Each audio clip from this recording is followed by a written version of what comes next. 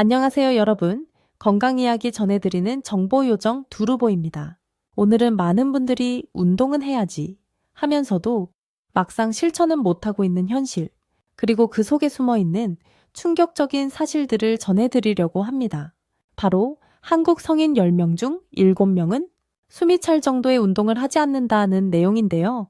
이거 생각보다 훨씬 심각한 이야기예요. 먼저 이 이야기를 꺼낸 계기부터 말씀드릴게요.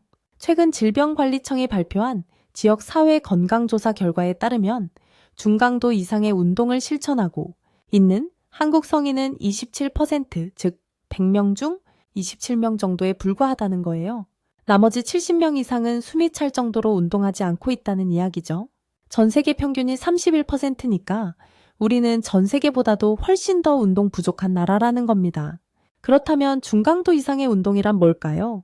생각보다 어렵지 않아요. 천천히 수영하기, 빠르게 걷기, 가볍게 등산하거나 자전거 타기, 혹은 줄넘기, 복식 테니스처럼 약간 숨이 찰 정도면 됩니다. 꼭 헬스장에서 아령드는 운동이 아니어도 돼요. 그런데 이걸 주 3회 이상 또는 150분 이상 하지 않으면 운동 부족으로 분류된다는 거죠. 재미있는 건 지역별, 성별, 연령대별 격차도 컸다는 점이에요. 서울, 부산, 경기 등 대도시에서는 실천율이 25% 정도로 낮았고요. 반대로 전남, 경남, 충남 같은 농어촌 지역에서는 30% 이상이었어요. 왜 이런 차이가 있을까요? 대도시는 대중교통이 잘 돼 있어서 덜 걷고요. 사무직 비율도 높고 운동할 시간도 부족한 거죠. 반면 농어촌 지역은 활동량 많은 직업이 많고 교통도 직접 걷거나 자전거 타는 경우가 많으니까요. 그리고 남성의 실천율은 30.2%, 여성은 19.5%로 무려 10% 이상 차이 났고요. 연령별로는 20대가 제일 활발했어요. 특히 20대 남성은 무려 42.2%가 중강도 이상 운동을 실천하고 있었죠. 하지만 70대 이상은 겨우 13.8%. 이건 이해할 수 있어요. 체력도 부족하고 관절도 아프니까요.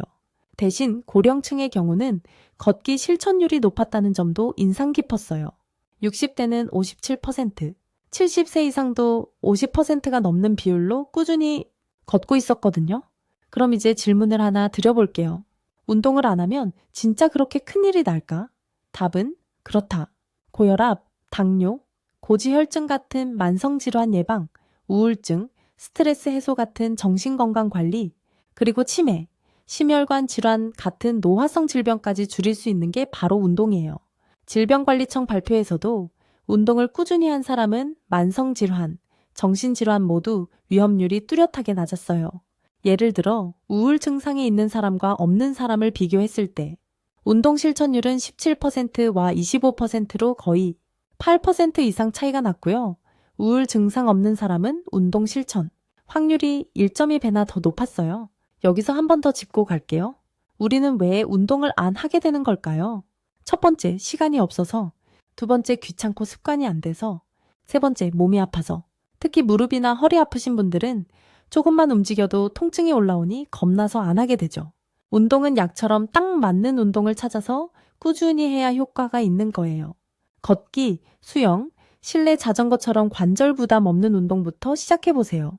자, 그러면 실천할 수 있는 팁을 드릴게요. 짧게 자주 하기. 하루에 10분 2~3회만 해도 충분한 효과 있어요. 계단 활용. 엘리베이터 대신 계단 한 층만 걸어도 중강도 운동입니다. 일상 속 움직임 늘리기. 식사 후 산책. 쇼핑할 때 일부러 먼 주차장에 세우기. 심부름을 걸어서 하기. 아이랑 놀면서 뛰기.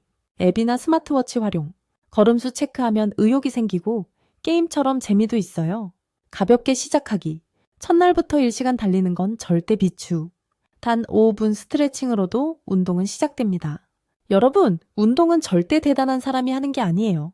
계속 할 수 있는 운동이 좋은 운동입니다. 자기 몸에 맞고 꾸준히 가능한 걸 찾는 게 제일 중요하죠. 요즘 유행하는 걷기 챌린지나 런데이 같은 앱도 활용해보세요. 혼자 하면 지루하니까 가족이나 친구랑 같이 해도 좋고요. 직장에서 점심시간에 15분 산책하기 정말 추천드려요. 마무리하면서 한 가지 더 말씀드릴게요. 몸을 움직이면 뇌도 움직입니다. 땀을 흘리면 기분도 맑아지고요. 숨이 찬 운동이란 꼭 고강도 훈련이 아닙니다.